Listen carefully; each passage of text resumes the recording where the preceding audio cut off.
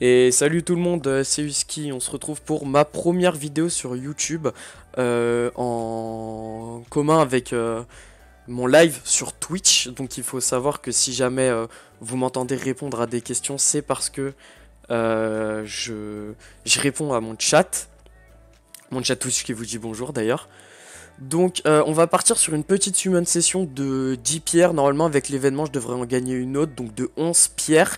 Et ensuite on va faire un tour de mon compte qui est free to play et qui est un reroll. Donc du coup salut Théorigan, je viens de manger puis attends. Ouais, salut YouTube, du coup good luck, merci. Donc du coup 11 pierres, tour de mon compte et je vais vous expliquer quels sont mes objectifs actuels, etc.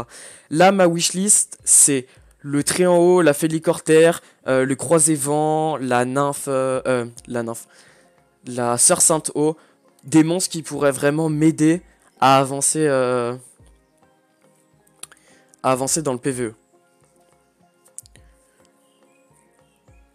Hop, parce que vous allez voir, j'ai déjà énormément de monstres PvP. Hop. Ok, ça, il y a Papa Ours qui a call 2-3 étoiles. Là, pour l'instant, il est pas bien parti. Hein. Il est pas bien parti du tout. Est-ce qu'on va faire une summon session sans étincelle? Ce serait un peu chiant. C'est ton main. Non, actuellement, là, le compte que vous voyez, c'est mon reroll. Mon main, il est bien plus avancé que ça. Mon main, il farm Kourou, etc. Et bah, dis donc, là, ça se passe pas bien du tout. Hein. Les 3 dernières pierres, toujours pas d'étincelle. 4 étoiles incoming, peut-être. Ou est-ce qu'on est maudit au niveau des étincelles? Ah, pour l'instant, on part sur une bonne malédiction. Hein. Là, fait des fleurs et... Et bah, pas d'étincelles. Et bah, on est maudit hein, pour cette première summon session sur YouTube featuring Twitch.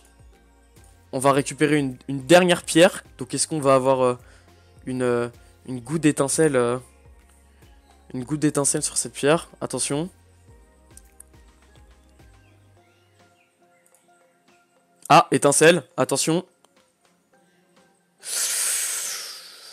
Bon, c'est pas la couleur qu'on voulait, mais Attends, il y a c'est un pas dégueu. décalage.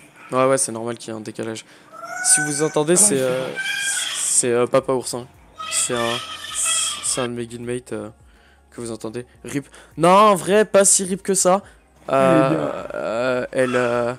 Elle revive un allié en arène, elle peut être utile. En arène, elle peut être utile. Bon, du coup, on vient de faire une petite summon session. On va faire un tour de mon compte et je vais vous expliquer mes objectifs. Ah, non, non, clairement pas. Donc, du coup, mon compte. Faut savoir que mon compte, il a 4-5 jours. C'est un compte reroll. Donc, vous voyez déjà, les 3 premiers monstres, c'est des très beaux monstres. Hein, mais c'est beaucoup des monstres. Enfin, c'est exclusivement même d'ailleurs des mobs PVP. Donc le nécromancien feu. Le nécromancien feu, qu'est-ce qu'il fait? Il est une grosse AOE qui pose une malédiction sur son skill 2. La malédiction, ça enlève 15% des HP max. Et sur son skill 1, il attaque un ennemi. À le wake, il gagne soit la possibilité de voler 25% de la barre de tour adverse, soit de réduire au silence pendant 2 tours. Et il gagne 7 de vitesse à le wake. Il faut savoir ce qui fait la force du nécromancien feu en PvE actuellement. En PvP actuellement, c'est son passif. Si une attaque est critique, 50% de chance de le terroriser contre les ennemis pendant de terroriser tous les ennemis pendant un tour. Et il remplit de 50% la barre de tour du lanceur. Donc en fait, il booste ATB, il fraye, il peut même fraye sur son auto-attaque, il peut fraye toute une team hein, sur son auto-attaque. C'est n'importe quoi, c'est un excellent monstre. Monstre que j'ai chopé aujourd'hui, en faisant une summon session à midi que j'ai pas pu record malheureusement. J'ai eu la Rakshasa, enfin le Rakshasa plutôt. Oh, excellent monstre, mais pareil, PvE. Sur son skill 2, il augmente l'attaque, la vitesse et les dommages critiques du lanceur pendant 2 tours, puis remplit de 60% sa barre de tour. Une fois skill up, ça passe de 80%. Donc en fait, il attaque quasiment direct après. Et sur son skill 2, il break death et ensuite il cleave. Et ça a 4 tours de CD une fois skill up. Ça tape très fort. Hallowake, il gagne 50% de dommages critiques. Il gagne la possibilité de mettre un anti-revive et un anti-effet... non, si, un anti-revive et un anti-heal sur son skill 1. Ou alors 50% de chance de le ralentir et 50% de chance d'amplifier de 40% les dommages qu'il subit pendant un tour. Donc proie et ralentissement. Clairement, à choisir, on préfère la proie plus le ralentissement. Hein. Avoir l'anti-revive et l'anti-heal sur skill 1, c'est pas ce qu'on veut. Un monstre que beaucoup de gens convoitent, ou en tout cas un type de monstre que beaucoup de gens convoitent. Moi, il faut savoir que j'ai fait 4... Ouais, j'ai fait 3 comptes, j'ai monté vraiment 3 comptes.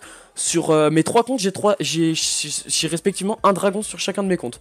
Donc moi, honnêtement, les dragons, bah, j'en fais pleuvoir. Hein. Donc si jamais vous voulez un dragon et qu'un jour on peut faire des summons sessions, clairement, si vous voulez un dragon, mieux vaut que ce soit moins qu'un voc.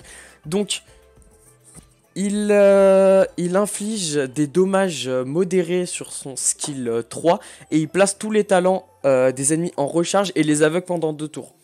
C'est fort, hein. Clairement c'est fort. Vous mettez ça sur un monstre qui a des cooldowns de 4, 5, 6 tours. Clairement le mec s'en mord un peu les doigts. Et son skill 2 c'est il draine tous les PV de tous les ennemis pendant 2 tours à hauteur de 8% du maximum de PV du lanceur. Une fois skill up, c'est 14%. Donc c'est énorme, hein. 14% pendant 2 tours sur un monstre un peu squishy, sachant que c'est en fonction de nos PV.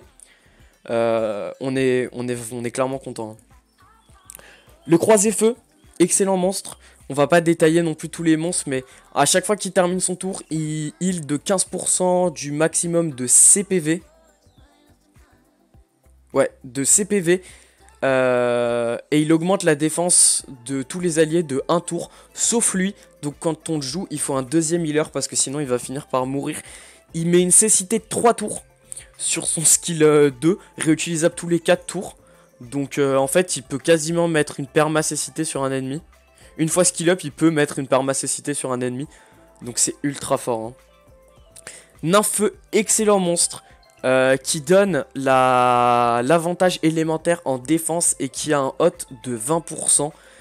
C'est 6 tours de CD, mais une fois skill up, je pense que ça passe à 5. Et on gagne l'avantage de un hot pendant 4 tours. Donc clairement, c'est ultra fort. Et elle augmente la résistance et l'attaque pendant, du coup, 2 tours. Et c'est réutilisable tous les 3 tours. Donc c'est clairement un bon monstre. Hein. Un monstre qui est jouable en Kourou malgré son désavantage élémentaire. Égide de Pierre Haut. Très bon farmer. Voilà. Très classique. Qui a une chance de défier. Qui peut contre-attaquer à 50% de chance. Et qui se met un bouclier à hauteur de 10% de son maximum de PV quand il met une auto-attaque. La Licorne Vent. Très bon monstre. Très fort. Starter. Utilisable en Kourou. Qui cleanse. 2 effets négatifs. Qui augmente l'efficacité des soins et la vitesse. Et qui pose... et qui, sur son skin 2, elle pose un anti-buff. Donc pour la team Kourou, c'est extrêmement fort. Assassin Vent, pareil, très classique. Qui dote en AOE sur son skill 1 pendant 2 tours. Qui peut doter sur son skill 1 et qui met un slow et qui se buff vitesse sur son skin 2. Basilic Terre, pareil, multidot sur son skin 3, pétrifie sur son skin 2 et augmente la faiblesse. Une fois skill up, ça pétrifie pendant 2 tours et c'est réutilisable tous les 2 tours. Donc en fait, il perma-pétrifie. Oiseau Arcanique Eau, Marionnette Terre, Golem Vent, tout ça c'est du très classique. Je ferai une vidéo certainement sur les starters, donc là je vais pas trop m'y attarder. Dans les monstres bons, j'ai aussi le Tréant Feu, le Moine Mazaru Eau.